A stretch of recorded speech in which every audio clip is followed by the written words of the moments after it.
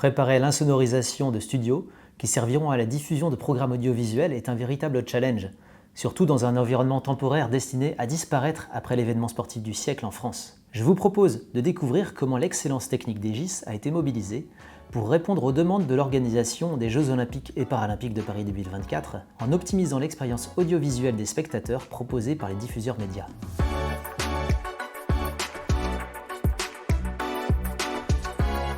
La neutralisation des bruits de fond, comme ceux de la climatisation, des précipitations sur les toits et du trafic extérieur, est un défi technique majeur pour garantir le respect des normes acoustiques et des zones de studio dites RHB. Ces zones sont cruciales pour les médias, car ce sont dans ces studios, spécialement aménagés pour l'occasion, que les diffuseurs des Jeux Olympiques et Paralympiques de Paris 2024 vont produire, enregistrer et diffuser les contenus audio et vidéo que vous verrez sur votre télévision ou sur Internet. Les mesures initiales prises au parc des expositions, ainsi que les données d'émissions sonores des équipements de climatisation, de ventilation, ont montré que l'enveloppe seule des bâtiments, les façades, les ouvertures, la couverture, ne permettaient pas cette isolation acoustique des studios. En effet, un hall d'exposition n'a pas les performances acoustiques attendues d'un centre technique appelé à fournir un son et une image optimale à 4 milliards de personnes. En tant qu'expert acoustique et vibratoire, notre rôle est de nous conformer à la courbe NR35, une exigence acoustique que les services de diffusion olympique a fixée comme objectif pour les halls abritant les studios. Ce critère garantit des conditions d'écoute optimales, sans interférence des bruits de fond.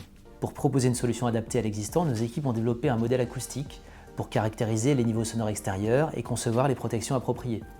Ce modèle prend en compte la géométrie des bâtiments, les sources sonores, la propagation sonore et les paramètres environnementaux. Parmi les solutions innovantes mises en place, nous avons construit de gigantesques pièges à son. Regardez ces images, on en a rarement construit d'aussi grands. Toujours dans le registre des solutions innovantes, nous avons aussi proposé et conçu la pose d'écrans acoustiques de 7 mètres de hauteur, positionnés sur les parkings entre les zones techniques et les halls.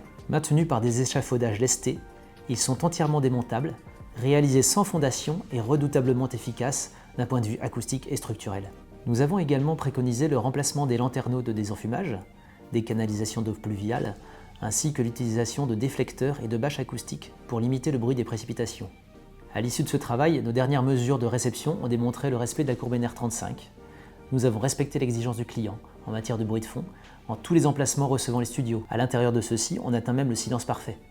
Le document fourni par Egis en tant que maître d'œuvre du projet offre des directives complètes pour garantir que l'IBC des Jeux Olympiques et Paralympiques de Paris 2024 répond aux normes acoustiques requises, protégeant ainsi l'expérience audiovisuelle des diffuseurs et des spectateurs.